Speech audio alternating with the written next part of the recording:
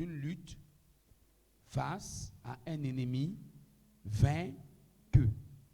Et nous avons dit que Jésus est venu afin de détruire les œuvres des ténèbres. Donc, il s'agit d'une lutte face à un ennemi déjà vaincu. Ça veut dire qu'en fait, je lutte contre un ennemi qui est déjà vaincu. Amen. Déjà comment? Vaincu. Donc, en fait, l'une des réalités spirituelles que tu devais comprendre, c'est que lorsqu'une armée puissante va en guerre, si les États-Unis entrent en guerre contre le Cameroun, amen, ils ne viennent pas, amen, sommes ensemble. Pour eux, ils ne viennent pas combattre. Ils savent qu'ils viennent remporter une victoire.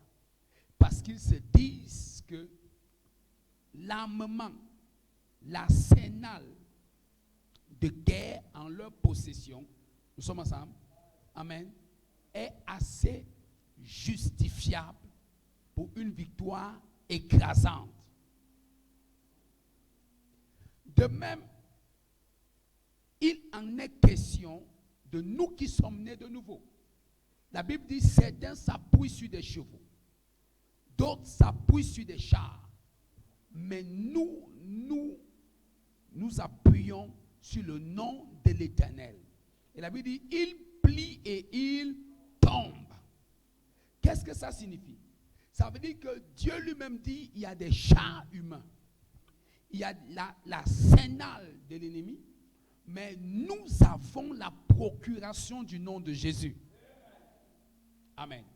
Donc, bien-aimé, la victoire, tu ne combats pas en ensemble pour la victoire, mais tu combats dans la victoire.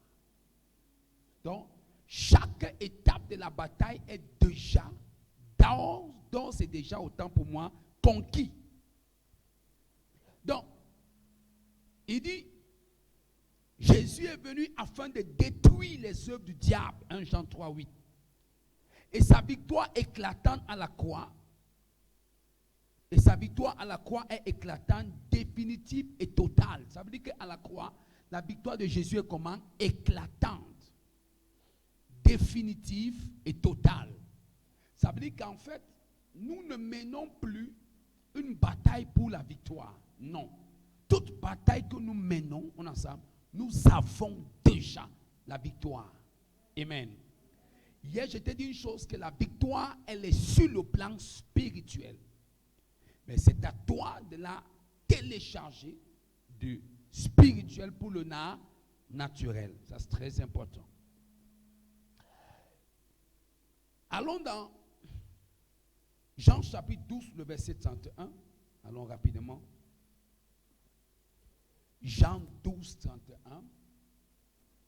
C'est pour ça que je vais te dire une chose dans la nouvelle alliance. Amen. On est ensemble. Tu as ce que tu désires. Ah bon.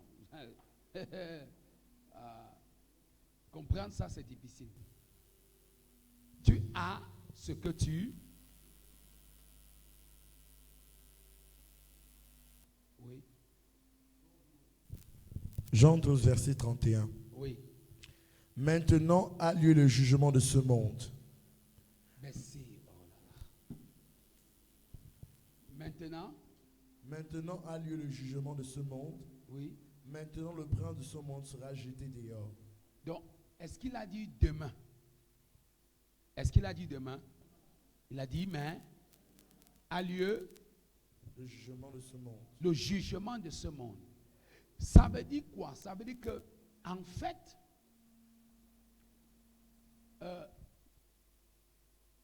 comment je vais expliquer ça simplement? En Jésus, toutes les œuvres du monde ont été jugées. On est ensemble. Tu as arrêté. Là, tu as lu, tu es parti. Ça, c'est spécial.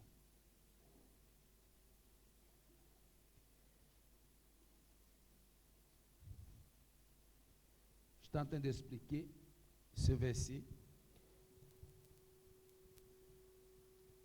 Maintenant a lieu le jugement de ce monde. Oui. Maintenant le prince de ce monde sera jeté dehors. Maintenant, le prince de ce monde sera jeté dehors. Il ne dit pas demain, maintenant. On est ensemble. Or, le mot maintenant signifie dans cette dispensation. Qu'est-ce que Jésus voulait dire? Parce que Dieu ne parle pas en termes de futur. Amen.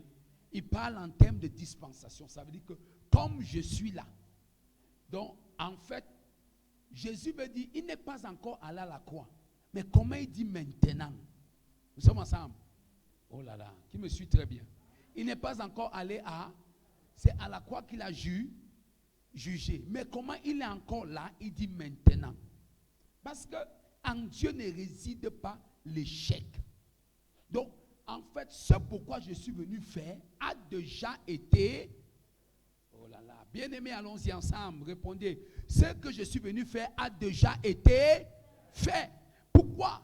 Parce que la Bible dit qu'avant la fondation du monde, l'agneau avait déjà été sacrifié. Apocalypse 13, 8. Ça veut dire que, en fait, Jésus vient physiquement accomplir ce qui est déjà arrêté dans le surnaturel.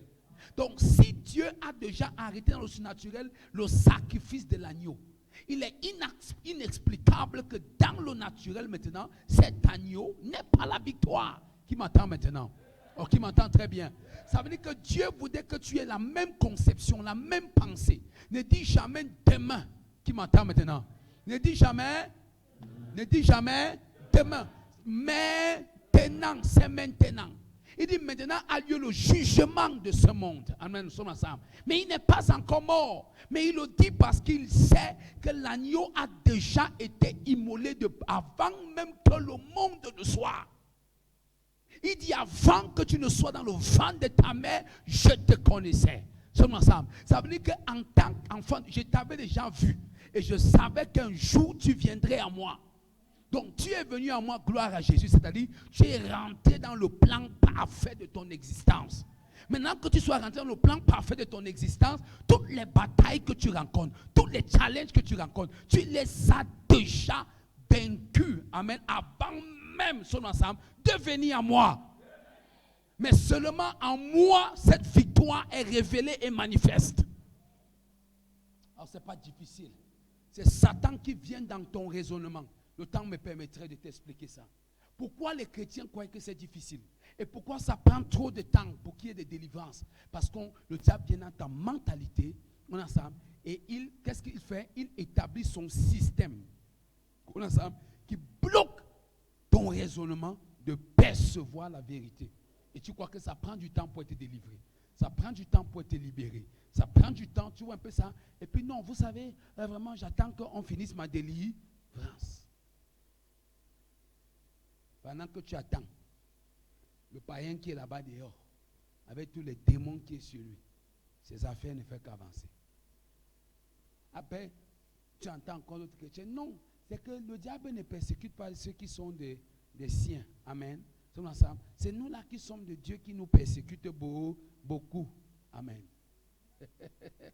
Il faut toujours coller un justificatif. Amen. Sommes ensemble. Il y a une chose dont on ne comprend pas. La victoire, elle est déjà faite. Tu sais ce qui t'étonne? C'est toi qui penses que le mari que tu auras demain, la femme que tu auras demain, c'est une surprise. Amen. Amen. C'est une surprise pour toi. Sommes ensemble. Pour Dieu, ce n'est pas une surprise. Amen. Il le sait. Amen. Il sait. Il sait. Il sait. Il est avec moi ici ce soir. Alléluia. Wow. C'est pour ça que vous voulez que vous dites quelque chose? Hein? La réalité du combat spirituel. Hein? Toute la réalité du combat spirituel n'est pas dans la prière. Amen. La prière, on a ça, n'est que l'acte physique. On se comprend? de tout ce qui s'est déjà passé. La réalité du combat spirituel a lieu dans ton raisonnement. C'est ici dedans. On est ensemble. Tout le combat spirituel est ici dedans. Tout ce que tu vois là, c'est ici. Je peux te montrer un exemple. L'Ancien Testament est l'image physique, amen, des choses spirituelles, l'homme des choses à venir. L'exemple, David et Goliath. Voilà la réalité du combat spirituel. Le combat spirituel là, le caillou, parce que s'il faut donc dire, bon, suivez-moi très bien. Il y a des enseignements importants à suivre. S'il faut donc dire qu'on peut tuer Goliath, est-ce que c'est un petit caillou qui peut venir cogner une masse de fer, amen, de casque en fer, on ensemble. Ce n'était pas en aluminium, c'était en fer. Amen, amen. C'était comment? En fer. Alors, j'ai suivi une fois en National Geographic. À l'époque, ça fait quand même longtemps, on essayait d'illustrer un peu la bataille de David et de Goliath. On a fait des représentations.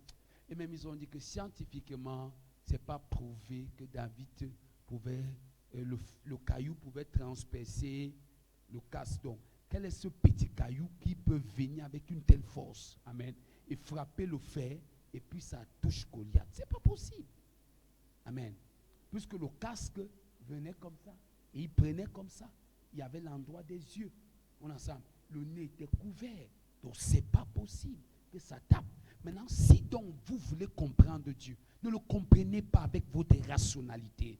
Ne le comprenez pas avec les années de votre ignorance. Parce que nous voulons mesurer la capacité d'intervention de Dieu en rapport, on ensemble, au temps mis de nos challenges. C'est faux. J'étais en train de suivre une vidéo aujourd'hui qui m'a impressionné. Quelqu'un était homosexuel depuis 35 ans. Et il dit qu'il a senti qu'un jour seul, que quelque chose n'allait pas. Imaginez un démon depuis... Pourquoi vous condamnez Dieu comme ça? Et il dit que ça a pris 15 secondes pour qu'il soit libéré de l'homosexualité. Il a crié dans sa chambre, Jésus, Dieu, aie pitié de moi, sauve-moi. En 15 minutes, une puissance de nulle part l'a libéré. Personne n'a jamais prié pour lui. 35 ans. Regardez-moi quelqu'un, il te donne, c'était un blanc. Je ne parle pas d'un noir. Donc le blanc ne dit pas les choses pour plaire aux gens. Vous connaissez ça. Un monsieur, 35 ans, et il était dans les rues en train de prêcher. Il donnait son témoignage. Voilà, tu vas dire que Dieu n'agit pas. Regardez, toi tu viens à l'église et toi tu connais Dieu depuis. Toi tu n'as même pas de démons comme l'homosexualité. C'est un esprit très fort. C'est un esprit extrêmement fort. Peut-être vous ne savez même pas ça. C'est le plus grand démon de la fin des temps, parce que c'est la sodomie. Jésus a dit au temps de Sodome et Gomorrhe. On va revenir à ça, au temps de Lot. Mais regardez, parce que c'est dans ta tête. Tu crois que ça doit prendre du temps à Dieu. Voilà quelqu'un qui n'a jamais reçu la parole. Mais il a senti sa misère à l'intérieur de son âme. Il a crié à Dieu. Et subitement, une force est venue de nulle part. Il a senti la puissance de Dieu le traverser. Il dit en 15 secondes de ma vie, j'ai été libéré de 35 ans de captivité, de l'homosexualité. Non, et maintenant, tu vas venir dire quoi? Oh non, parce que tu n'as pas compris les choses, tu ne comprends pas, tu penses que non, parce que j'ai fait 10 ans avec ce problème, ça prendra Dieu du temps pour qu'il me délivre. Oh non, je suis sûr que quand je vais prendre 7 jours de jeûne et de prière, c'est là que je serai libéré, captif. Tu es libéré. 7 jours de jeûne et de prière, déjà ta captivité. Je ne t'ai pas dit qu'on ne jeûne pas et on ne prie pas, mais je te montre que tout ne se passe pas seulement là-bas. Ça commence dans ton raisonnement. C'est pour ça que vous voyez des chrétiens dans l'église depuis des années avec les mêmes afflictions, les mêmes problèmes. Tout commence dans leur tête. Tu vas voir par exemple, arrive, regardez Anne. Un oin qui n'est même pas oin comme Élie. Élie qui est déjà, s'il te plaît, on a ça, hors du calendrier de Dieu. Parce que Dieu est déjà, Dieu a déjà réfléchi à une alternative. Il attend Samuel. Mais Anne ne sait pas.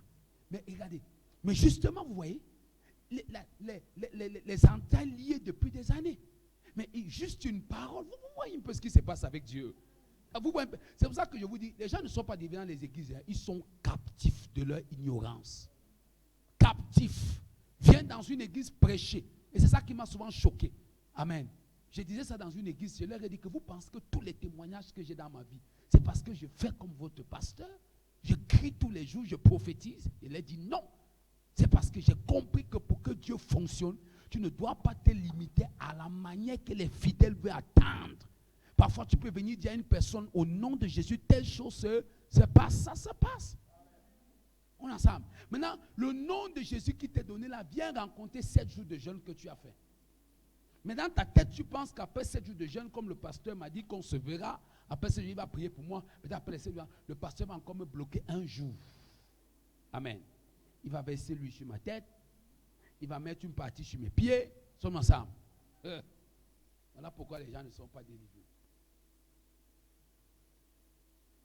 En fait, les gens vivent la même dimension vous savez, le mot délivrance, ne pensez pas qu'il est seulement rattaché au démon. Il est rattaché à la captivité.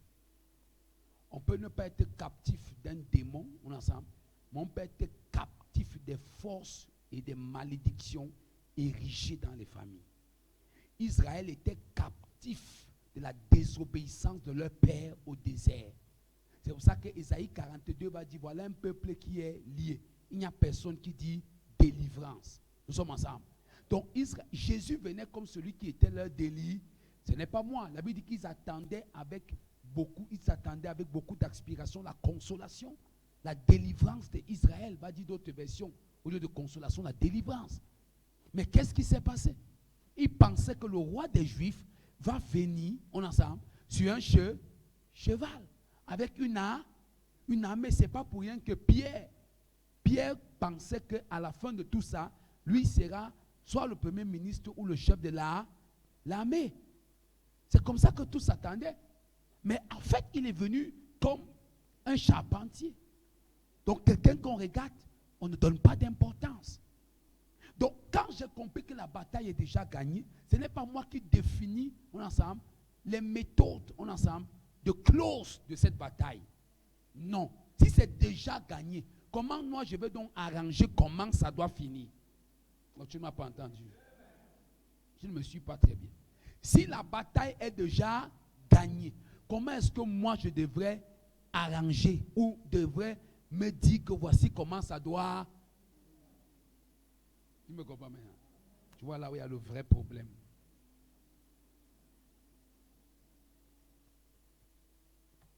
Là où il y a le vrai problème. Vrai problème dans les églises. C'est pour ça que les gens ne sont pas délivrés. Donc, ça se passe. La grande partie, en fait, la bataille c'est ici. Amen. 95% au moins, au minimum même, c'est ici. D'autres estiment que c'est même 98% ici. Que la prière n'est que 2%. C'est ici, dans la tête. Quand je viens, qu'est-ce qui se passe? C'est pour ça que tu vas voir certaines personnes. Oh Lord, libère, libère, libère, libère, libère. Libère! Mon frère, ton cas est grave. Amen. En fait, quand tu le vois faire tout ça, c'est que dans son esprit, il voit encore comment l'année est en train de finir. Amen. Et rien ne va se passer. Qu'est-ce qui est dans ta tête? Pourtant, un autre, quand il prie comme ça, il voit comment l'année, il se voit plutôt en train de jubiler à l'église en fin d'année. C'est là où tu le vois commencer à crier en langue. Il est sûr de la victoire.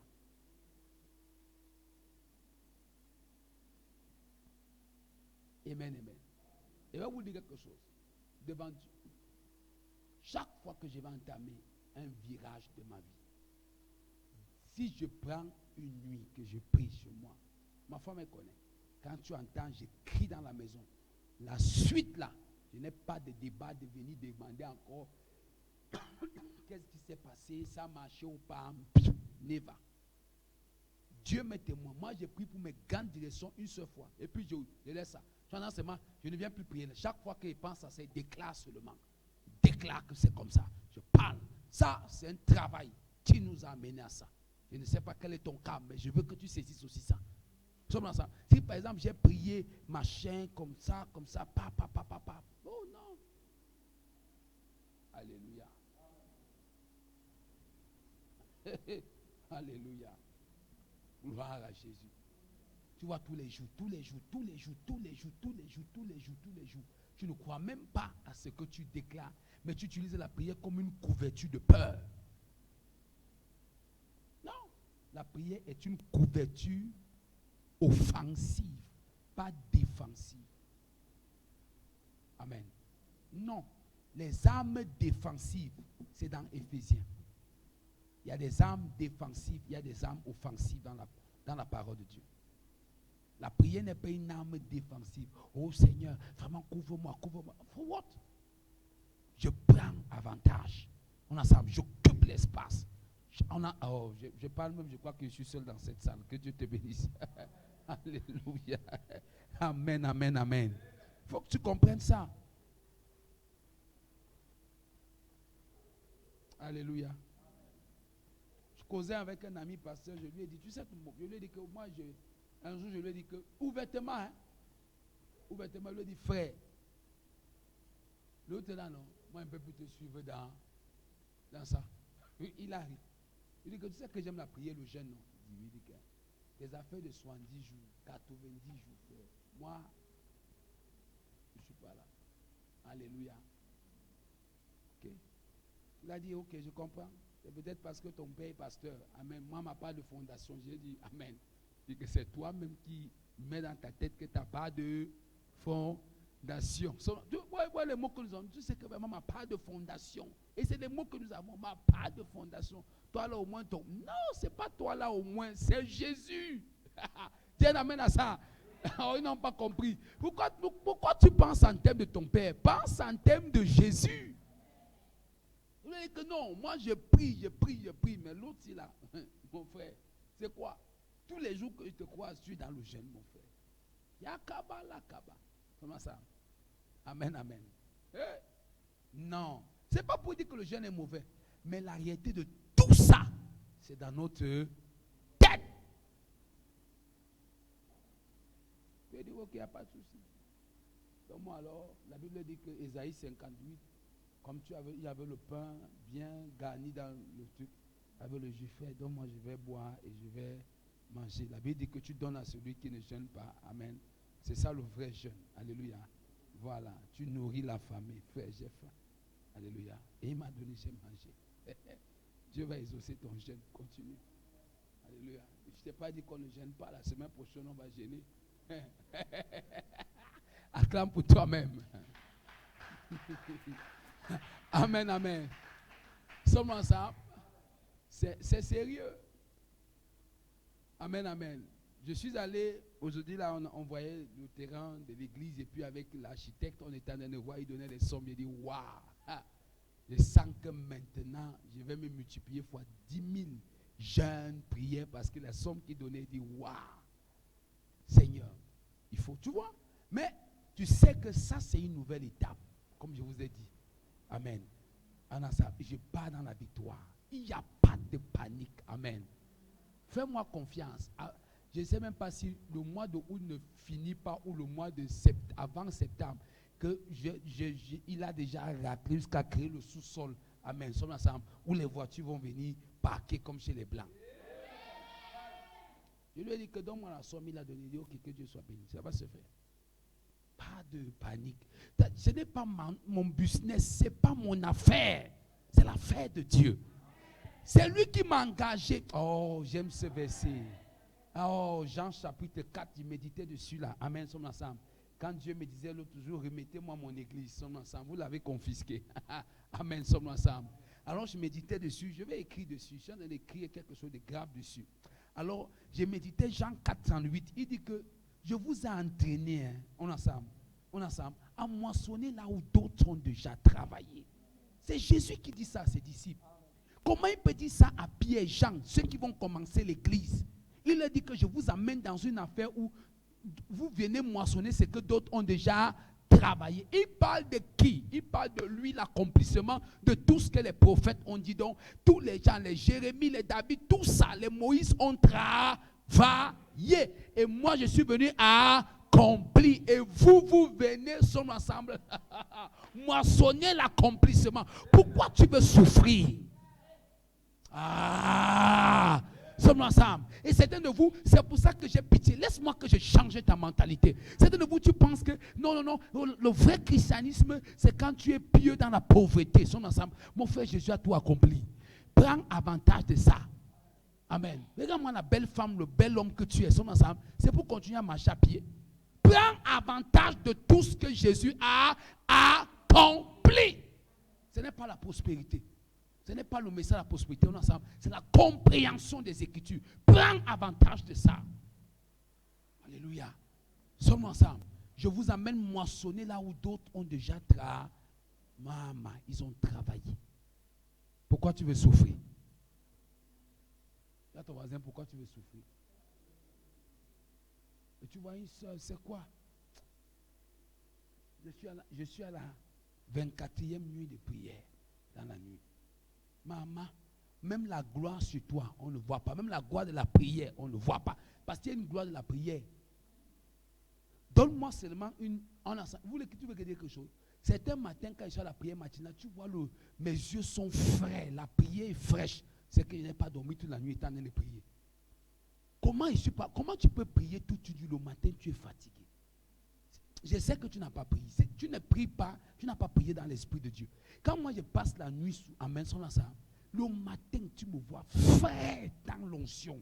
Tu sens, ce n'est pas possible d'être fatigué. Parfois c'est à partir de 11h, 12h que le sommeil commence à venir. Et toi tu vois, tu es fatigué. Avec toute la jeunesse dans ton corps, c'est quoi? C'est la 24e nuit de prière. Alléluia. On regarde, tu es déjà triste, accroupi partout.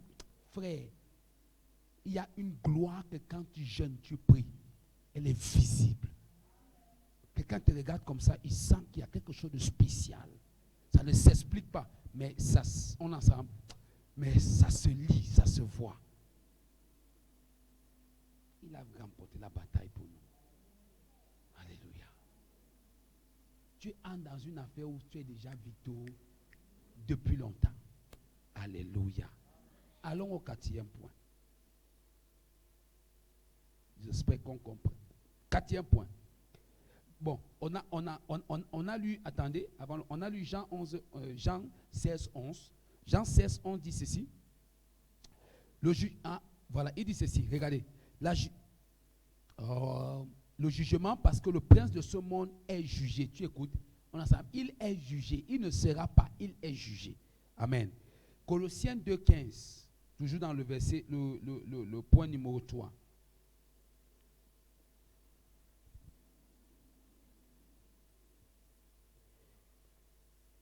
Colossiens 2, 15. Oui. Il a dépouillé les dominations et les autorités. Il a dépouillé. Le mot dépouiller. Hein. Oui, continue. Oui. Voilà. Voilà. Il les a livrés publiquement en... D'accord. C'est un peu comme si, quand la Bible dit qu'il a dépouillé les dominations et les autorités. Nous allons expliquer ça avec les tableaux, parce que je veux enseigner ça avec un tableau. Comment ça se passe? Quand la Bible parle des dominations, des autorités, on a ça, les princes de ce monde et les esprits méchants dans les lieux célestes. La Bible n'a pas mentionné, il a dépouillé quoi? Les dominations et les... Mais il n'a pas parlé des princes et les esprits méchants dans les lieux. Amen. Voilà. Pourquoi? En fait, c'est Paul qui parle. Donc c'est le même Paul qui nous a expliqué la classification en ensemble hiérarchique du monde spirituel le monde spirituel de Satan. C'est Paul qui nous donne la classification. On se comprend très bien. Donc Paul nous dit que ça commence d'abord par les dominants, ensuite les autorités, ensuite les princes de ceux et les esprits méchants dans les lieux. Donc voilà la classification que Paul nous donne. Mais ici, Paul dit que Jésus a dépouillé, on a ça, Jésus a dépouillé quoi? Les dominations et les autorités. Pourquoi il ne parle pas des princes, ensuite les esprits méchants dans les lieux célestes? C'est ça le problème.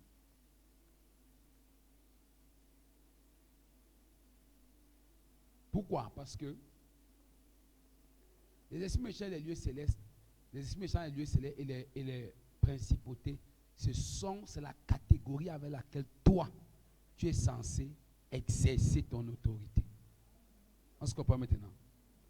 Maintenant, les dominations et les autorités, c'est un niveau extrêmement. C'est un peu comme les forces qui dominent sur toutes les nations.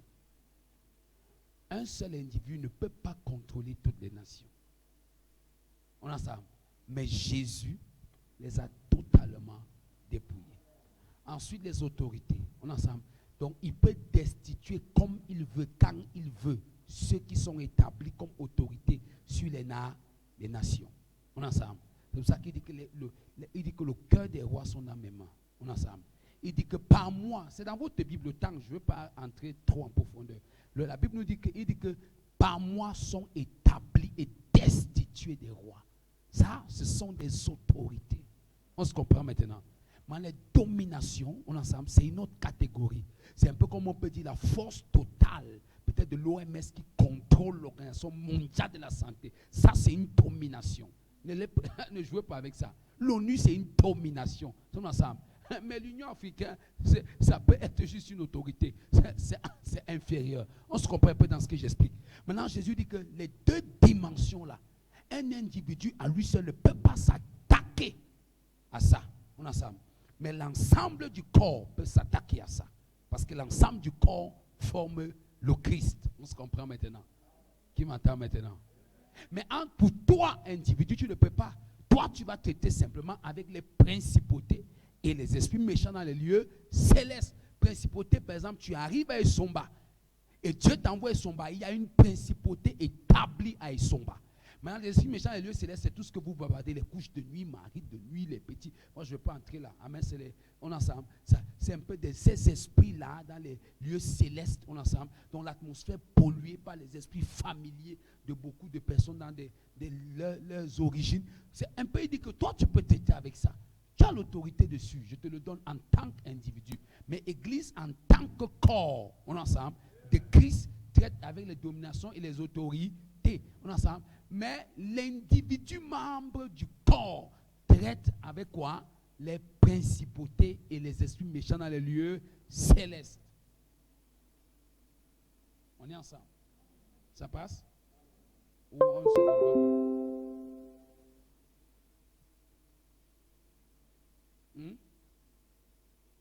Wow. Qui n'a pas bien compris? C'est grave. Tu vas me voir après. Alléluia. Sommes ensemble. Donc, maintenant, regardez. Il dit qu'il les a dépouillés. Ça veut dire qu'ils n'ont. Le mot dépouiller signifie quoi?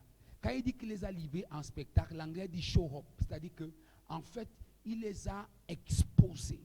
Il a exposé leur nudité. Il a exposé leur faiblesse. Il a exposé leur bassesse. Il a exposé leurs limites. On a ça. Comment il expose la limite de Satan? Je vous ai expliqué à la Pâque. Colossiens 2, quand il va dans les profondeurs, il expose la limite de Satan. Ça veut dire que quand il dit les a livrés en spectacle à la croix, amen, son ensemble. En fait, la croix est le commencement. On ensemble. Quand on parle de l'œuvre achevée de Christ, c'est la résurrection. Amen. Mais ça commence, l'œuvre achevée de Christ, on ensemble, est la situation de la croix,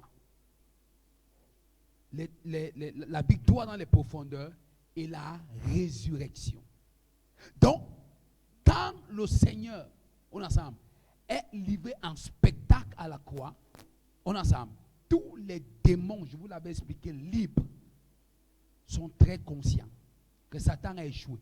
Parce qu'en fait, en même temps, Satan pense l'envoyer à la croix pour l'humilier, mais en même temps, Satan estime le décourager d'arriver à la croix, on ensemble, pour démontrer, on ensemble, son échec.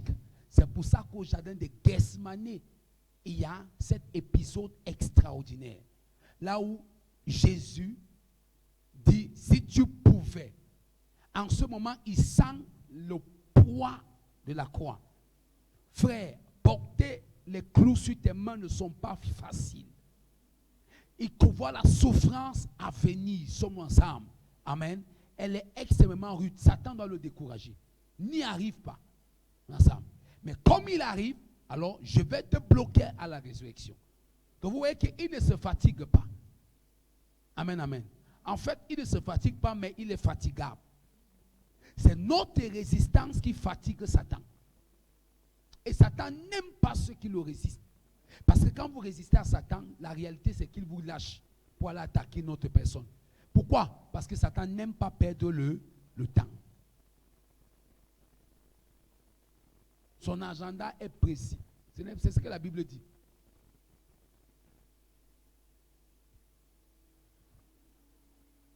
Là où tu vois Satan être patient, d'ailleurs il n'est même pas patient, parce que c'est un fruit de l'esprit. Là où tu vois Satan prendre du temps, amen, c'est aussi là où une destinée est très glorieuse.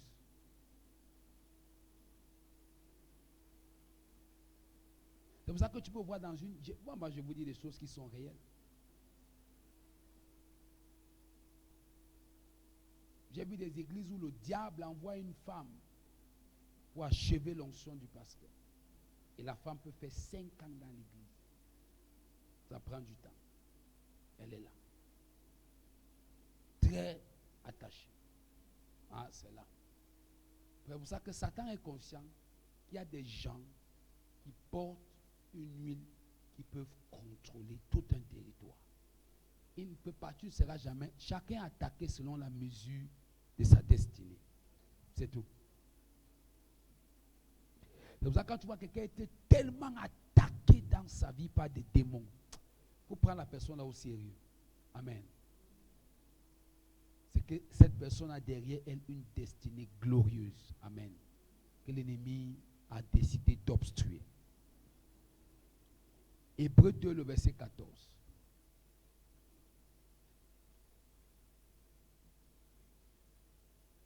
Je prends la peine d'expliquer.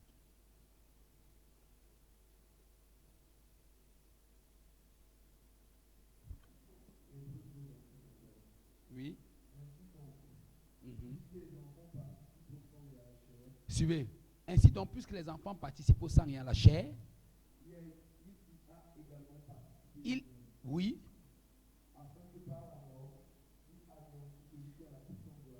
Tu as écouté? Il a anéanti celui qui a la... En fait, vous comprenez ça, hein? Je n'ai pas besoin de revenir dessus. Avant que Jésus ne meure et ne descende aux enfers, c'est Satan qui décidait d'où tous ceux qui meurent vont. C'est ce que ce verset dit. Ça veut dire que tous ceux qui mouraient, Satan dit, ah, moi j'étais tenu captif, viens ici au séjour des morts. Nous sommes ensemble. Viens au séjour des morts. Mais comme Abraham est le père de la foi, tous ceux qui mouraient étant juifs allaient au sein d'Abraham. Donc, alors, tu vois, Satan décidait de quiconque pas en enfer, pas au séjour des morts. C'est lui qui avait les clés. La Bible dit que l'âme qui pêche, c'est elle qui meurt. Donc, dès que comme tu es pécheur, là, Satan dit, ok, j'ai les clés de ta cellule ici en enfer. Viens ici, sommes ensemble. Donc, tu comprends donc qu'il a arraché la victoire à celui qui avait les clés. Il a arraché, autant pour moi, la clé de la mort à celui qui l'avait. C'est pour ça qu'il dit dans Jean chapitre 1, dans Apocalypse chapitre 1, je tiens les clés de la mort et du séjour des morts. Ça veut dire qu'en fait, même là où vont les morts, ce n'est plus Satan qui décide. C'est le choix de chaque individu. Parce que comme je suis revenu, quiconque ne m'accepte pas, lui-même a déjà choisi la mort. C'est ce que la Bible dit. Amen. Jean chapitre 3, Jean chapitre 5. Donc, tu comprends donc clairement. Donc, rapidement, quatrième point, un ennemi vaincu mais actif. Satan est un ennemi vaincu, mais actif. Voilà. Quatrième point. Satan est un ennemi vaincu, mais comment? Actif. Satan est un ennemi vaincu, mais actif. Le livre de l'Apocalypse évoque largement cette question. De Satan qui est un ennemi vaincu, mais comment un ennemi vaincu est actif? C'est très important.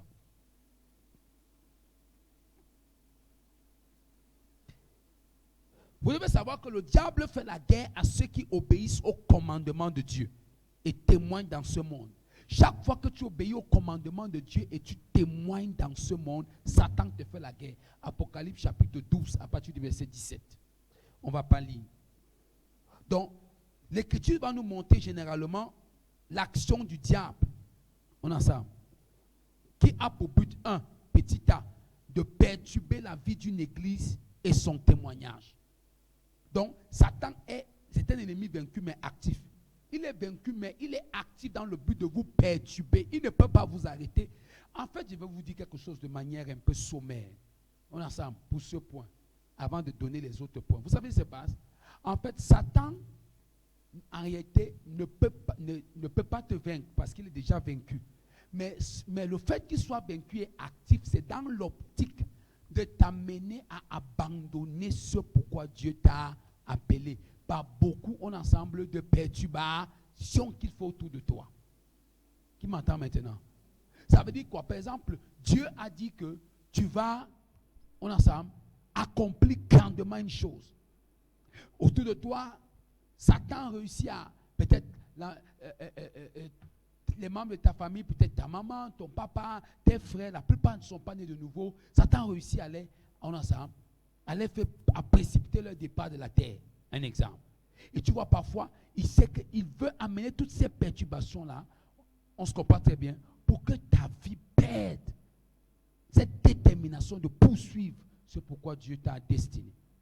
Donc, en fait, il ne peut pas t'empêcher, mais il multiplie les obstacles. Il multiplie en ensemble des assauts avec l'optique de te voir abandonner. Ça, c'est ce que Satan fait. Qui est en train de me comprendre très bien? 2 Corinthiens 2:11. La Bible dit ceci. Afin de ne pas laisser Satan l'avantage sur nous, car nous n'ignorons pas ses desseins. Tu écoutes. Donc, on ne laissera pas Satan avoir l'avantage sur nous, car nous connaissons ses desseins. Quels sont ses desseins? C'est de perturber la vie de l'Église, parce qu'ils étaient en mission. Et ils parlent des afflictions un peu plus haut. Ils montrent les grandes afflictions par lesquelles Satan, ils sont pas passés.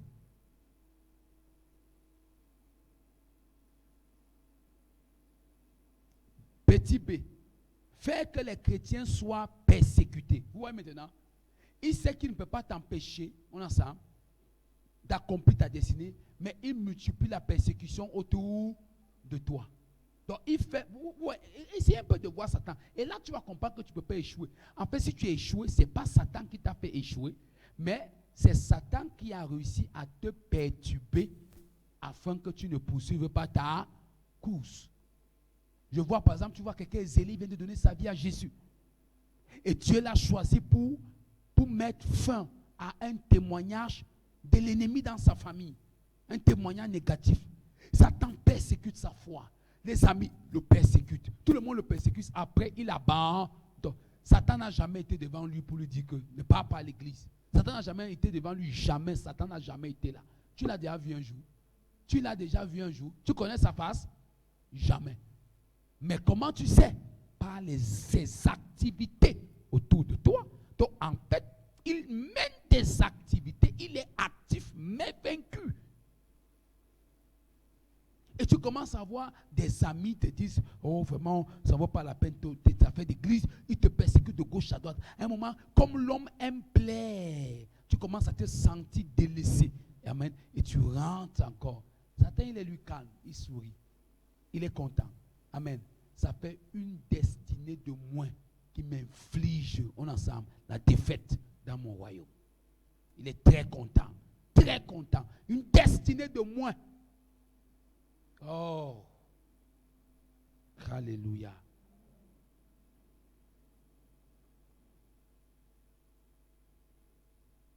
Oh bien aimé, si on comprend ça. Apocalypse 2, 10. Apocalypse 2, 10. Ne crains pas ce que tu vas, ne crains pas ce que tu vas souffrir. Voici le diable jettera quelques-uns de vous en prison afin que vous soyez éprouvés et vous aurez une tribulation de 10 jours. Sois fidèle jusqu'à la mort. Tu écoutes? Satan va jeter certains en prison ensemble. Oui. Et c'est pour ça que beaucoup abandonnent. Beaucoup abandonnent la course. Beaucoup lâchent. Satan est heureux. Troisièmement, obscurcit l'intelligence des non-croyants. Donc, quand il obscurcit l'intelligence des non-croyants, c'est pour créer autour de toi, on ensemble, une activité encore plus forte. Je suis étonné de voir comment ton père, tu étais une fille qui vivait dans le monde. Amen. Prenez le passage 2 Corinthiens 4, 4. Tu étais dans le monde. Amen, amen. Tu vivais ta mauvaise vie. Comment est-ce que tu donnes ta vie? Tu as changé. Et ton père ne considère même pas ça. Plutôt, il dit ok, comme tu vas dans les églises, je ne paye plus ta pension. Amen. Donc, il obscurcit l'intelligence des gens pour qu'ils n'arrivent pas à réaliser, on ensemble, ce que la nouvelle naissance ou la conversion produit en nous.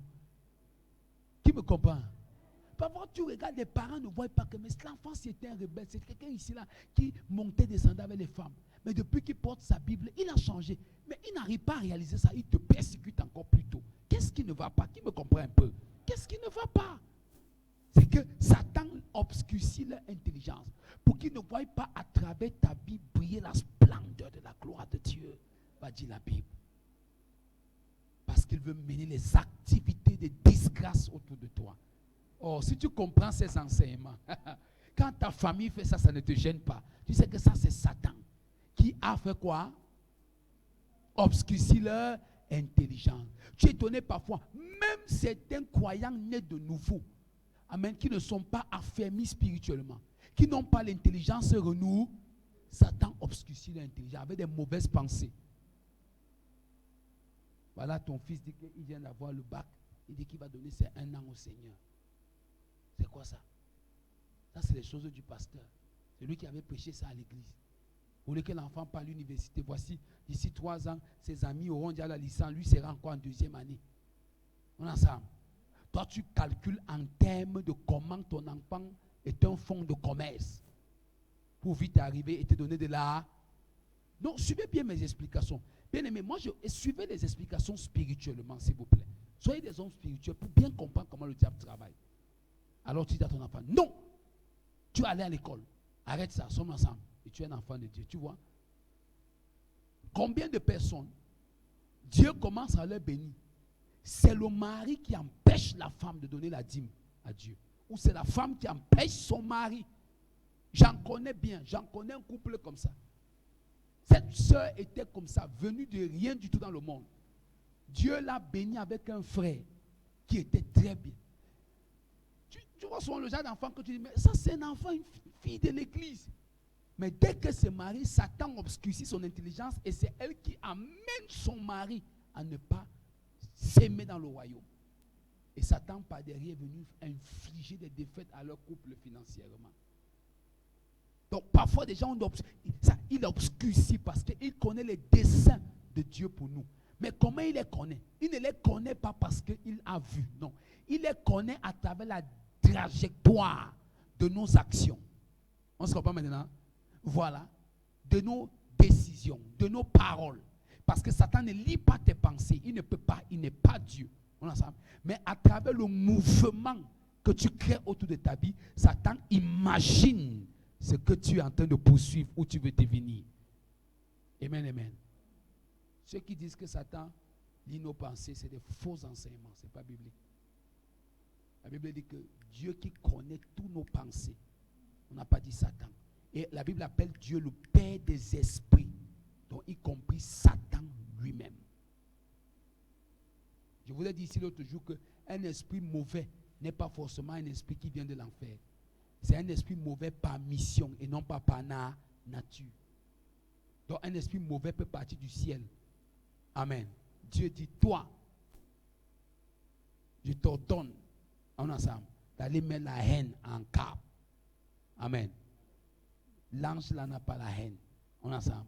Mais sa mission porte l'esprit d'aller faire la guerre et déposer en cap. Donc Satan ne peut pas lire nos pensées. Si les anges ne lisent pas nos pensées, comment Satan vont-ils lire? Il n'est pas un ange, c'est un ange déchu. Amen. Donc ça c'est très important. Donc, c'est toi maintenant, pas tes paroles. Oh, la vie va me finir. Satan comprend. Amen. Amen. C'est là où tu vois le démon de découragement qui est son missionnaire. Le démon de découragement dit, la vie va la finir. Pourquoi il dit ça? Il commence à réfléchir. Sûr que c'est la lettre qu'on lui a donnée quand elle sortait du bureau de son boss. Amen. Sommes ensemble. Maintenant, qu'est-ce qu'il fait? Il injecte des pensées autour de ton imagination. Ça gravite comme ça. Tu commences. Vraiment, mon patron là, c'est un méchant. Les paroles sortent. Tu commences à sortir toutes les paroles. Il science à l'intérieur. Ensemble. De tes paroles. Ensemble. Quelles sont les intentions derrière ta vie? Voilà comment le diable fonctionne. Là, vous ne devez pas lui donner l'opportunité. Jamais. Donc, vous savez, quand tu es un homme qui a des paroles qui ne tergiversent pas, le diable ne sait pas par où capter ce qui concerne ta destinée. Il ne sait pas. Qu'est-ce qu'il fait? Il pousse les gens de gauche à droite à te énerver pour que les choses sortent. C'est pour ça que la Bible dit que celui qui ne bronche pas en parole est parfait. La Bible ne dit pas ça pour rien. Alléluia. C'est important. Ensuite, petit D. Prenez Acte 26, 18. On va lire à la maison. Tu vas lire à la maison. Petit D. Il tente les chrétiens. 1 Corinthiens 7, 5. Il tente les chrétiens.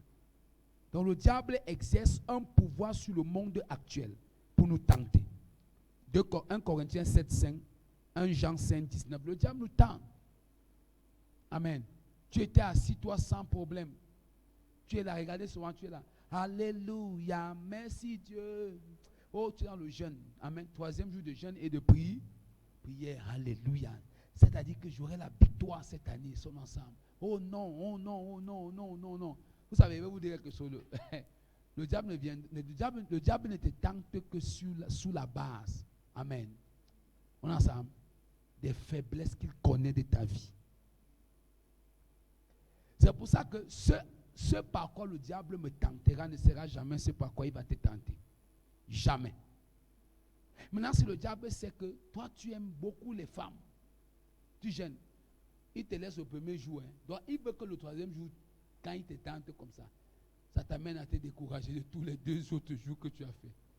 Le diable, c'est un autre. C'est un autre.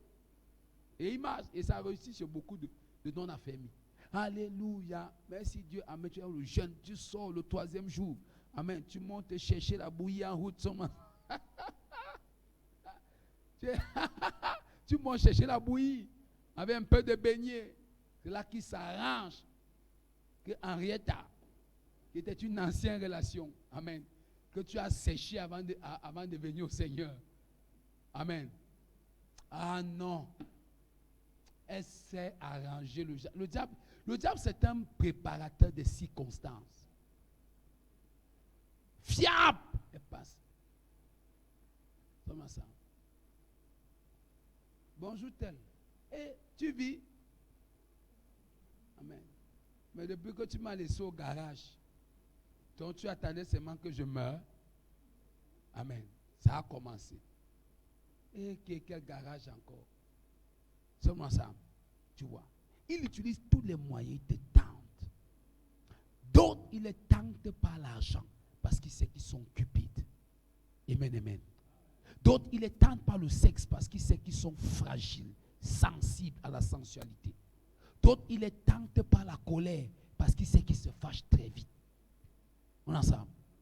Donc, il viendra à toi par des subtilités que tu aurais laissées dans ta vie. C'est pas ça qui te tente. Ne pensez pas qu'il te tente. D'autres, ils te tentent par les honneurs. Tu aimes tellement la gloire, tu aimes tellement les honneurs. Amen. Il y a des gens comme ça. Amen. Seulement ça. Il n'a pas d'argent, mais il aime qu'on lui donne les honneurs. Et le diable vient te tenter avec ça. Comment il fait? Il amène quelqu'un à te mépriser depuis le haut de ton piédestal. Il te tente par ces choses-là. Certains autres, c'est la nourriture. Ils aiment la nourriture. Je peux prêcher. Ils aiment la nourriture. Mange. Je te prends un exemple.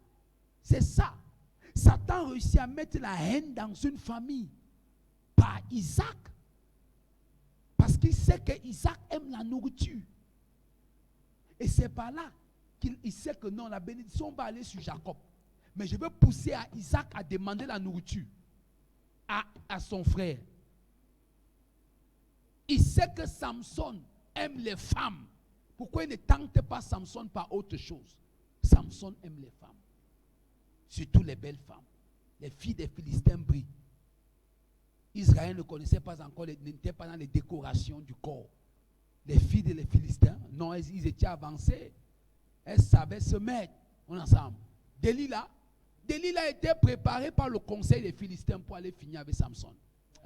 Delilah apparaît au conseil et dit donc, laissez, donnez-moi l'argent. Amen. Je vais vous ramener le gars là ici. La Bible dit que quand elle a mis la tête du gars sur ses cuisses, c'est ensemble.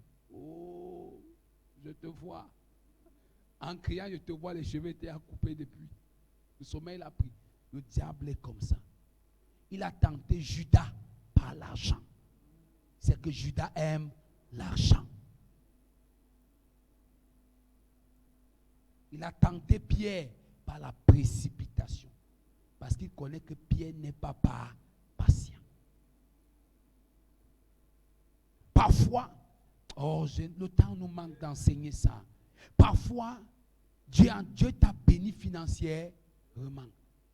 Et le diable sait que non, tu n'as aucun problème avec toutes les autres tentations là. Mais s'il réussit à briser ton énergie, il va t'avoir. Et il sait que tu aimes la précipitation. Il vient à l'intérieur de ça. Et puis, tu vois, il y a les gens comme ça. Boum, tu as déjà mis ton argent ici. Après, ça n'a pas marre. Après, on te revoit encore à l'église. Tu es assis. Hein? C'est pour ça que vous avez les chrétiens froids spirituellement. Il est assis à l'église. Amen. Mais sa foi n'a aucune influence. Le diable n'empêche plus les gens d'aller à l'église. Il les encourage même à aller. Amen. Ah. Vous savez pourquoi il les encourage? Permettez-moi de vous dire. Parce qu'il sait que les enseignements qui sont pour la plupart prêchés n'aident pas les chrétiens. On se comprend maintenant? Et par la suite, qu'est-ce qui va se passer? Beaucoup d'entre eux seront déçus et leur foi sera brisée et blessée à son avantage. C'est pour ça que vous voyez des chrétiens sont assis sur les réseaux sociaux, insultent les pasteurs, insultent les églises, insultent les autres frères, racontent du n'importe quoi, prétendent qu'ils connaissent Dieu parce qu'ils sont blessés. Le diable est content parce qu'il sait que plus il y a des blessés dans une armée, moins il y a l'efficacité contre l'ennemi. Imaginez que nous sommes tous en guerre et parmi nous on est 100. Il y a 90 blessés. Nous tous nous sommes par terre. Qu'est-ce qui se passe? Les 90 vont se plaindre que les 10 autres qui sont debout là les abattent. Alors qu'il y a l'ennemi en face. Vous voyez maintenant ça? Le diable est content. Il aime les chrétiens blessés. Le diable aime les chrétiens déçus. C'est ce genre de chrétiens qu'il utilise. C'est pour ça que la Bible ne laissez pas qu'un rejeton d'amertume pousse en vous. Donc il utilise l'amertume dans l'âme des croyants. Ensemble. Et l'amertume est le premier ennemi du Saint-Esprit. Amen. Il dit bien que rejetez toute amertume. N'éteignez pas le Saint-Esprit. Amen. N'attristez pas. Il dit que toute amertume, première les choses amertume. Donc je voudrais que vous compreniez comment le combat spirituel se passe. Je vous ai dit que cette semaine, je voulais traiter un peu avec votre raisonnement. comment le combat se passe de manière générale. Il sait qu'il y a l'amertume. Comment tu vas attaquer le diable avec l'amertume? Comment une soeur qui a été blessée ou un frère blessé dans la maison de Dieu sont ensemble, le diable a laissé venir, il a été blessé, peut mener un combat contre les problèmes de sa famille? Il ne peut pas. Ensemble, il ne peut pas. Il va plutôt trouver que les prières qui avaient été organisées avant, c'était pour escroquer son argent. Et c'est ce qui se résume aujourd'hui. Le diable est en train de gagner le terrain correctement au milieu des croyants. Je vous dis qu'il ne se gêne pas. Beaucoup sont là, c'est leurs démons là qui sont à l'entrée comme un sac au dos. Dès qu'il finit de danser, il sort, ça grimpe sur son dos. Ça rentre avec lui à la maison. Je vous dis. Amen. Je vous dis ce qui est réel. Beaucoup, le diable ne se gêne plus. Hein. Allez, c'est écrit dans votre Bible. Allez l'adorer. Amen. Mais laissez votre sacrifice. Laissez vos enfants. Amen. Il est fort. Hein? Allez adorer, allez prier. Laissez-moi les enfants. Tu sais ce qui se passe? Les enfants restent à la maison. Amen. Ils sont dans les séries. Ils sont dans les distractions. Amen. On est ensemble. Maintenant, Satan passe par eux pour briser tout ce que tu peux faire. Allez. Et ainsi se casse. Le type là, frère, c'est un rétrograde. Voici 6020 ans. On est ensemble. 6020 années. Le diable est rétrograde avant les 6020 ans. Donc, il n'y a pas plus rétrograde que lui. Avant que toi, tous les livres soient mis comme ça, ici, là, le gars, là, il connaît ça bien. C'est pour ça qu'il a récité ça à Jésus. Il laisse. Petit. Sur la terre, là, tu es petit. J'étais là avant. Sommes ensemble. Sommes ensemble. J'ai renversé Adam depuis longtemps. Donc, toi, tu es le second Adam. Tu vois les versets là. Il cite. À la fin, Jésus n'a plus cité les versets. Jésus lui a dit que moi, je te dis, retire-toi de moi. Sommes ensemble. Tu ne peux pas discuter avec lui. Tu ne peux pas. Et il est stratégique. Extrêmement stratégique. Allez à l'église, laissez vos enfants. Allez à l'église, laissez vos enfants. Allez à l'église, laissez votre argent à la maison. Là, quand tu touches comme ça, tout le monde est calme. Je me suis rendu compte que les chrétiens ont l'argent dans leur poche à l'église, mais ils ne donnent pas à Dieu. Dit que prêche. Peu de personnes ont dit de prêcher. Vous savez comment j'ai fait pour savoir? C'est l'heure des offrandes. Lève les offrandes maintenant. Qui a 10 000, 5 000 prophétiquement? Tu es étonné que donc, ils ne donnent pas le panier, mais ils ont 5 000. C'est là où j'ai compris que les gens quittent de leur maison avec l'argent, ils viennent à l'église et ils rentrent encore avec ça.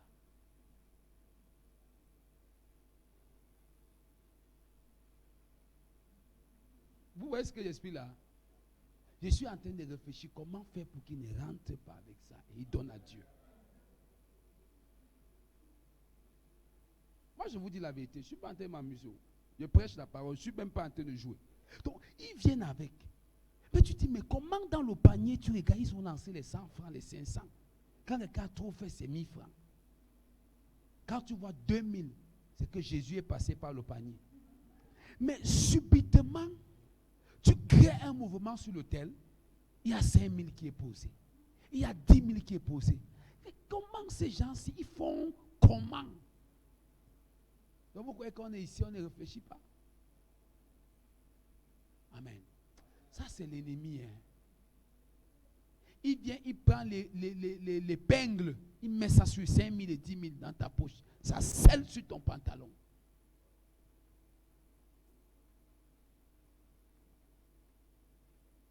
C'est toujours le combat spirituel que j'enseigne. C'est dans la tête, ici. Amen. Non, c'est seulement 500. Quand quelqu'un donne, et tu vois la personne, quand il arrête même les deux mains comme ça, tu crois que ça pèse. C'est parce qu'il cache ça. Et il fait ça. Alléluia. Je parlais à un pasteur l'autre jour.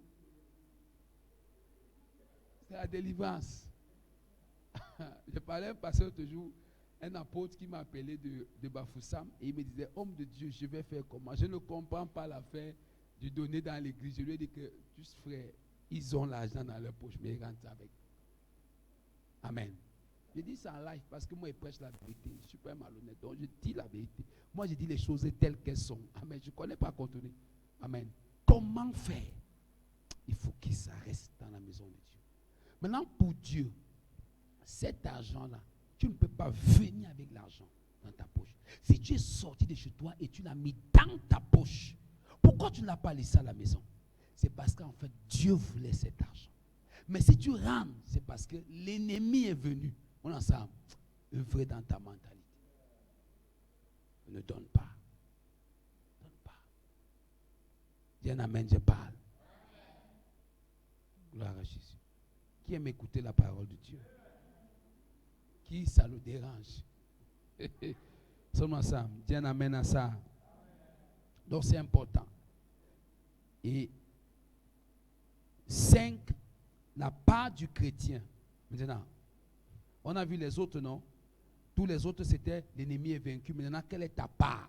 Cinquièmement, la part du chrétien dans le combat spirituel, c'est résister. Tout ce qui t'appartient, c'est de résister. Maintenant, regardez tout ce qu'on a montré. Depuis le début, là, je n'ai même pas parlé de la guerre, le combat, rien. Je t'ai expliqué des éléments. Il est vaincu et tout ça, etc. Mais maintenant, ta part, c'est quoi? Ce n'est pas d'abord de prier, mais de résister. Le chrétien ne doit laisser aucune occasion au diable de l'entraîner dans des pensées, des paroles ou des actions qui ne glorifient pas Dieu. C'est là que tu ne peux pas lui résister.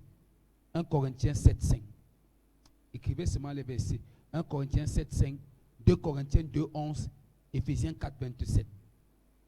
Je reprends. 1 Corinthiens 7,5, 2 Corinthiens 2,11, Éphésiens 4,27. Donc, tu es appelé principalement à résister. Éphésiens 6, 10 à 20 nous montre qu'on résiste.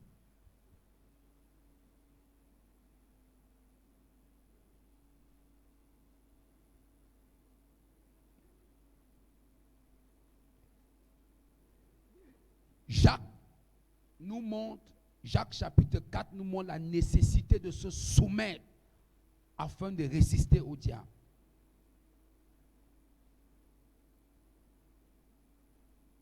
Se soumettre là signifie enlever l'amour du monde dans son cœur. Pierre nous demande aussi de résister au diable, mais dans le contexte de la persécution. Oui, il y a 3 personnes. Paul dit que, regardez maintenant comment on résiste. Paul dit résister par les armes spirituelles. On est ensemble. On se comprend très bien. Suivez très bien. Suivez, regardez. Suivez ce que j'explique. Parce que vous devez comprendre les enseignements. Les 3 qui disent de résister, Paul dit résister en utilisant les armes spirituelles, l'armure du croyant. Jacques dit résister en te soumettant à Dieu. Pierre dit résister par rapport à la persécution. Vous voyez maintenant 2 choses. Donc, la première résistance, je résiste ensemble en me revêtant des armes spirituelles. Ça, c'est ma responsabilité. Maintenant, Jacques dit, l'autre manière aussi, tu dois résister en te soumettant à Dieu, en lui faisant totalement confiance. Maintenant, Pierre vient dire, résiste-le au diable quand il va passer par les persécutions. Oh. On se comprend?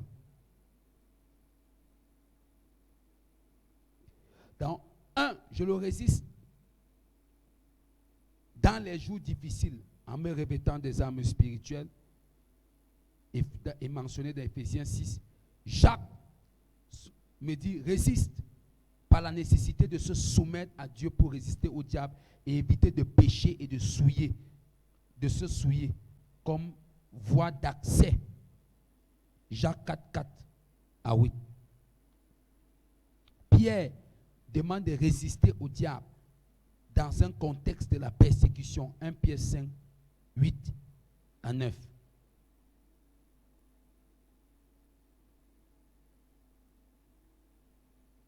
Comme ça, c'est important. Les attaques que vous voyez les chrétiens là, ça vient de 3 choses. Soit l'armure du croyant n'y est pas, on est ensemble. Soit il connaît tous les enseignements de l'armure, il a développé ça, mais il ne se soumet pas à Dieu. Parce qu'il y a des gens comme ça, il a une connaissance très avancée de la parole, et à un moment donné, Amen. Au lieu de faire confiance à Dieu, on ensemble, il fait confiance à sa connaissance. Ça devient dangereux. Amen. Nous sommes ensemble. Et parfois, vous voyez beaucoup de personnes.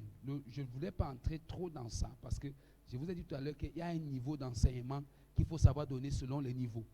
C'est pour ça que vous voyez, il y a même des personnes qui sont des pasteurs qui sont très dans la révélation. Ils comprennent la parole, mais tu le vois vivre une vie de péché parce qu'ils prétendent que la victoire, qui comprennent un peu ce que j'explique, la victoire est déjà là, nous on n'a pas de Satan, on n'est rien, Amen. Oui. Vraiment, la pensée est renouvelée, mais cependant, on ensemble, la chair est soumise à ça, au péché. Et ça ouvre la porte. C'est pour ça que vous voyez beaucoup la mort là qui est remplie dehors, c'est ça.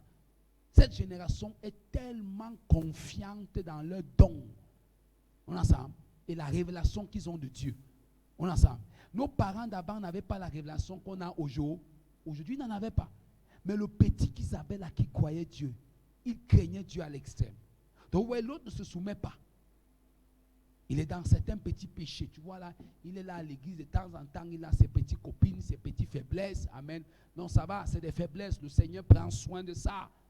Amen. Sans savoir maintenant que c'est ça que Satan exploite. Il n'exploite pas au départ. Hein. Au fur et à mesure, il fait augmenter le faux.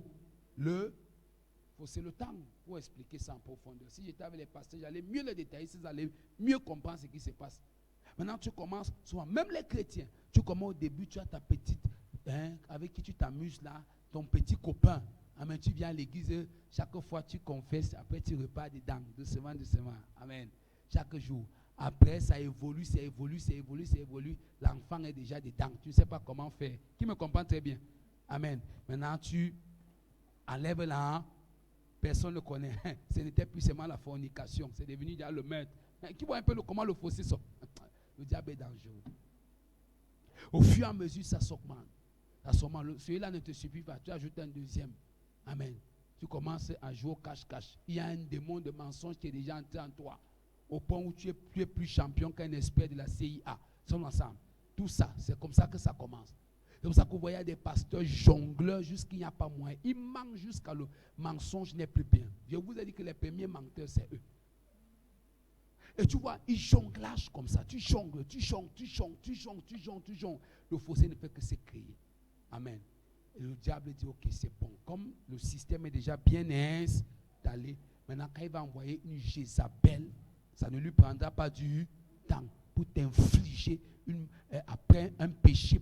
On commence à entendre le ventre à gonfler. Mais comment cet homme loin de Dieu, qu'est-ce qui se passe? Non, il y a des portes qui ont été longtemps. Le fossé a été tellement augmenté pour que quand tu vas seulement poser le pied, il n'y a même pas moyen de trébucher. Tu vas seulement aller à l'intérieur. Donc voilà comment il utilise. Donc peu importe la connaissance de la... Je vais vous expliquer l'amour spirituel ici. C'est-à-dire je l'ai compris tellement bien. Comment s'armer spirituellement. Oui, mais ce n'est pas ça seulement. Il faut maintenant soumettre toute sa vie à Dieu. C'est ce que Jacques dit. Éliminer les jalousies, les haines, tout ça de ton âme. Ensuite, Pierre vient dire, il peut aussi passer par la persécution. Résiste-le. Alléluia. Qui m'entend ce soir? 6. Une action offensive. Vous voyez déjà, on est dans l'offensive maintenant. Laissez-moi finir. Je ne cherche pas les chrétiens, je veux les chrétiens solides, qui ont la parole remplie en eux. De sorte que quand on déclare l'autel, tu m'amènes les témoignages. Tu ne pars pas confisquer les amen à la maison. On dit amen, ça t'accompagne à la maison. Et le amen là ne revient plus à l'église avec le témoignage. I don't like it. Amen. Que Dieu t'élève au nom de Jésus. Ton amen n'a pas Jésus. Une action offensive, le témoignage. Voilà une autre action.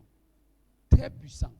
C'est pour ça que vous allez voir dans le revêtement de l'armure du croyant pour résister à Satan, il y a l'évangile. Frère, que Dieu nous aide. L'évangélisation, c'est l'une des meilleures armes pour résister à Satan. Mais tu ne savais pas ça. Quand on va expliquer l'armure, je vais t'expliquer pourquoi. L'évangélisation est puissante. Je me suis rendu compte que quelqu'un qui évangélise tellement, on a ça, Dieu est obligé de l'équiper. On a ça, obligé. Parce que celui qui évangélise tellement fait tellement du bien au royaume de Dieu. Parce qu'il cherchait à multiplier la race de son espèce. Mais celui qui n'évangélise pas, on ensemble, il est stérile selon Dieu. Donc, l'annonce du message de l'évangile est une invitation. Oh. Pourquoi? Parce que quand on annonce l'évangile, on invite les gens à changer de maître. À partir de la domination de Satan pour la domination du Seigneur. C'est pour ça que Dieu aime l'évangile. Ça veut dire qu'en fait, dans le combat spirituel, chaque fois que je gagne quelqu'un, on ensemble, j'ai dépouillé ensemble les possibilités du monde des ténèbres. Qui m'entend très bien? Qui m'entend très bien? Par exemple, la fille que j'ai sauvée là, c'est une possibilité, on ensemble, utilisée par Satan que j'ai dépouillée. Jésus l'a dépouillé en nous sauvant, en nous arrachant de ses mains. Nous aussi, quand nous sauvons les âmes, on dépouille les possibilités de Satan. Évangéliser est important. Ton amène ici à l'église n'est pas plus important que l'âme que tu sauves. Vous savez qu'on fait les délivrances tous les jours dans nos églises, ça ne change pas. Je dis, mais qu'est-ce que est même le problème? Parce que les gens reçoivent dont ils sont des lacs. Parce que ça vient caler. Vous savez, quelle que soit la beauté de la nourriture que tu manges, si elle ne quitte pas ton corps en déchet, elle devient un poison. Tu entends la parole pour faire quoi? Amen. Et enfin, 7.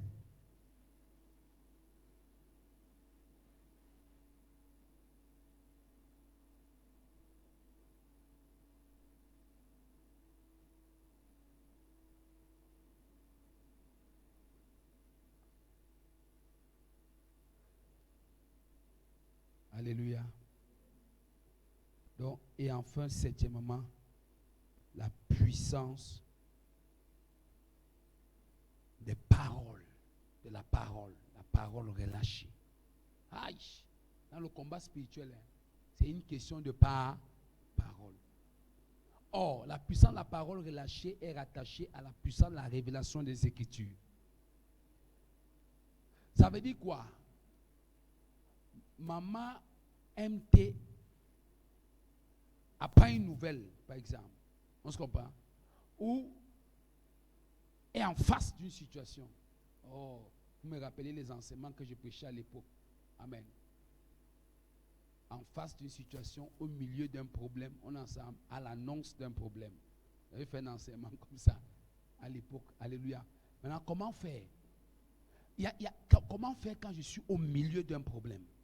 Comment faire quand je suis à l'écoute? On m'annonce un problème. Comment faire lorsque je suis en face de ce problème? Amen. Maintenant, regardez, on m'annonce un problème où je suis en face d'une situation. Qu'est-ce qui se passe? Tu as quelqu'un qui dit, c'est pas possible. Tu lui dis, c'est possible. Ta réaction est la conséquence, on ensemble, du conditionnement intérieur de tes pensées.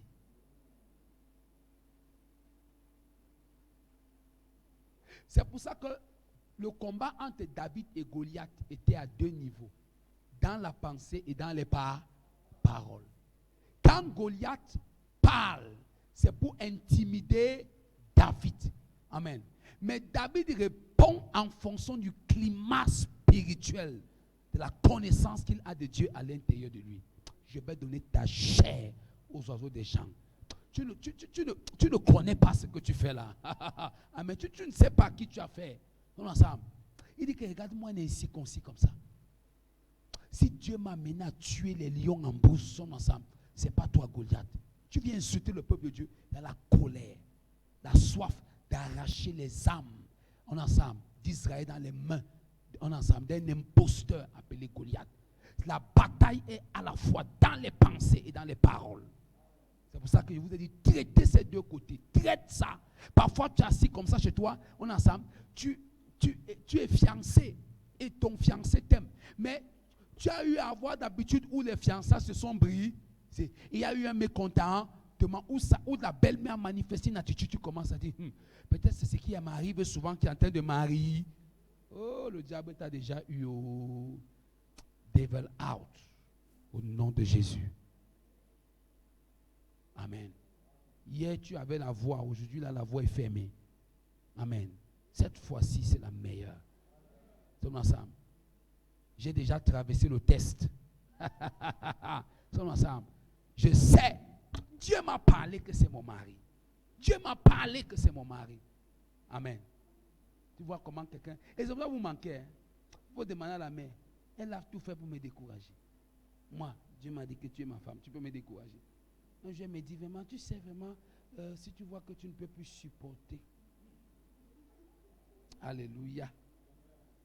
Si tu vois que tu ne peux plus supporter, vraiment, il ne faut pas que tu te bloques à cause de moi, vraiment. C'est mieux que vraiment si tu peux, je ne peux jamais oublier cet épisode. C'est ici. Comme elle n'était pas là, c'est comme si c'est aujourd'hui. On était à l'entrée de leur maison, elle était adossée sur une voiture qui avait garé là, dans la descente, couleur rouge.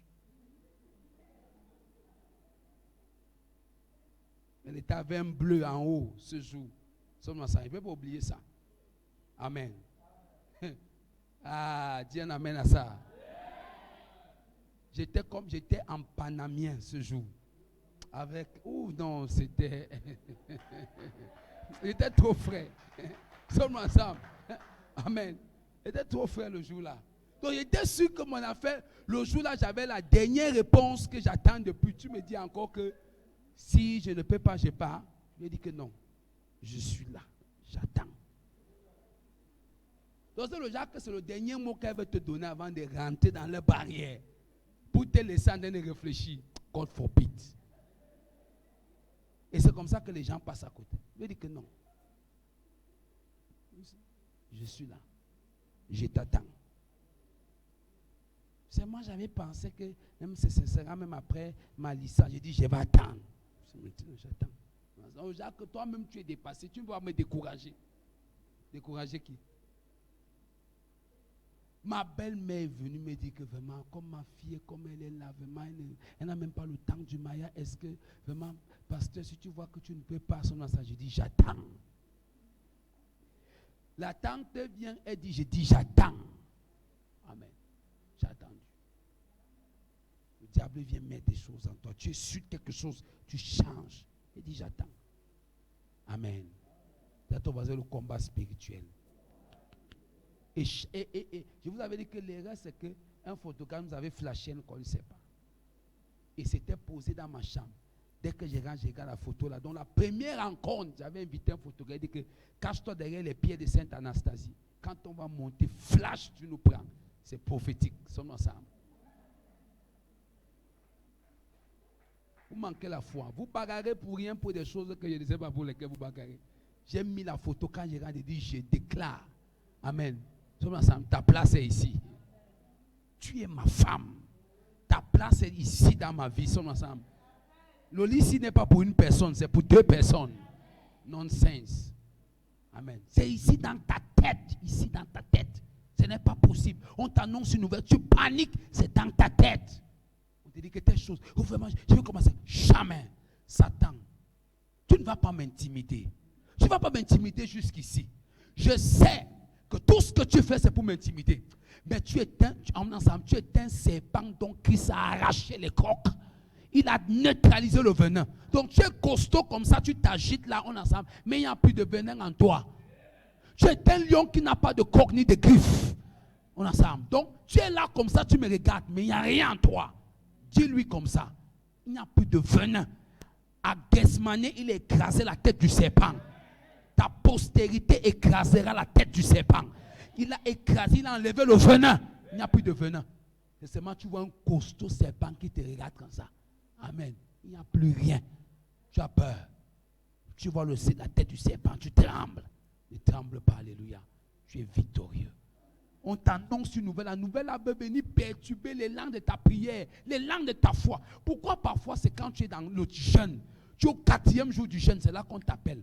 Pour te donner une nouvelle bizarre. Et c'est comme ça que, bam, tout ce que tu avais commencé depuis 3 jours s'écroule à cause d'une mauvaise nouvelle. Tu ne sais pas que c'est une invitation à l'autorité. C'est une invitation à révéler l'autorité qui est en toi. C'est une invitation à révéler ce que tu crois.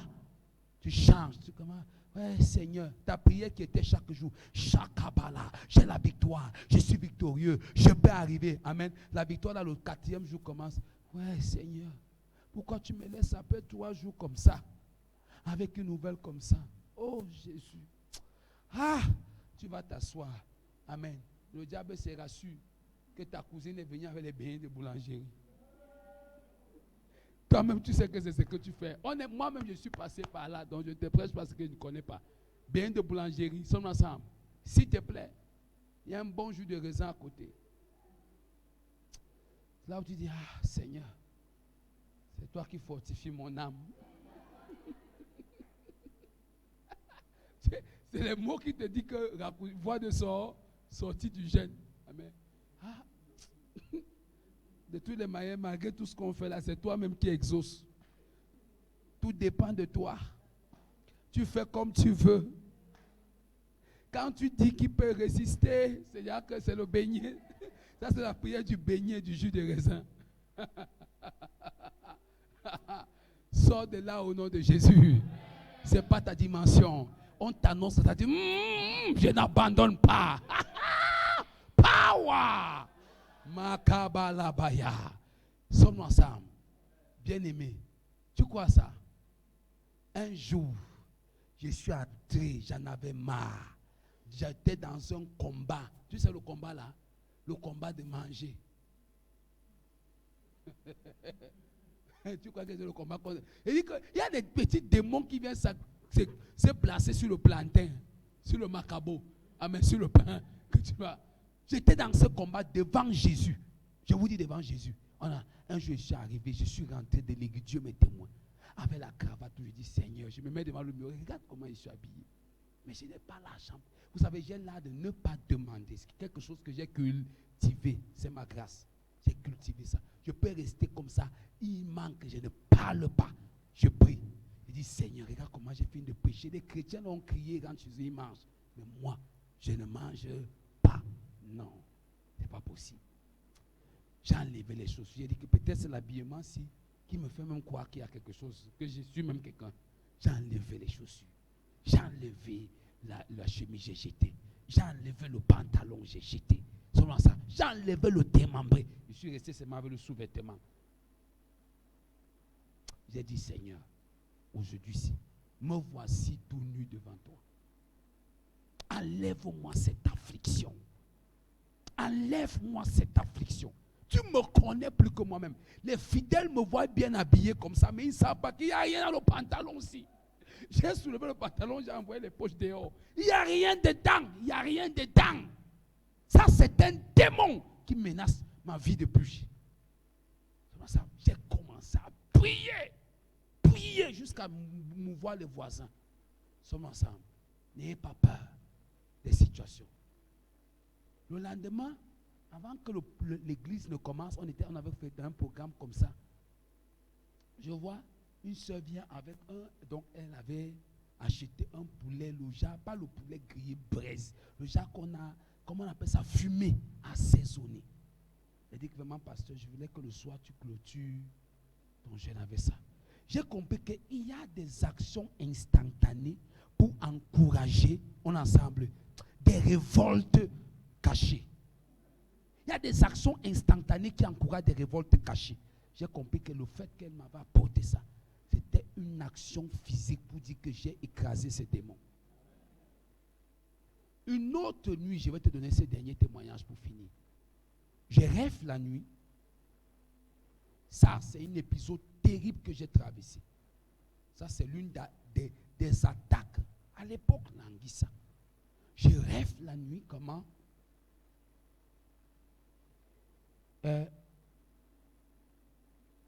j'avais un mal terrible de ventre. Et j'ai prié fatigué, rien. Alors, il y a une soeur qui m'aimait beaucoup. Elle avait un ami qui était le médecin en chef de l'hôpital de Biémassi, l'hôpital dispensaire de Biémassi. Il a donné toute une ordonnance, donc il a prescrit une ordonnance pour ça, Donc il lui avait dit que, tu dis que ton pasteur a souffert, elle a expliqué, il a donné tout médicament. Donc c'est parti de l'hôpital, là, elle est venue me donner. J'ai pris tout le traitement, ça n'a rien fait. On a encore lui dit, il a dit, bon, ok, après une semaine, il a encore soumis le même trait, rien ne s'est passé. Le ventre la tenait. C'est comme si c'était un poisson. Et je ne faisais que mes cris. Une nuit, je dors. Je vois comment j'ai fini de prêcher. Je vais m'asseoir. Une femme descend là-bas avec un habit jaune et une jupe noire dans la vision. Elle vient me dire que sache que ton cas est fini. Hein. On t'a touché. On t'a touché. Je saute. Je sors de la vision brusquement. C'est même écrit dans mes agendas. Je dis quoi? Ce jour-là, j'ai su que l'affaire là était venue de quelque part. Et puis je n'arrivais même pas à marcher. J'entendais au loin les adorations qui se passaient.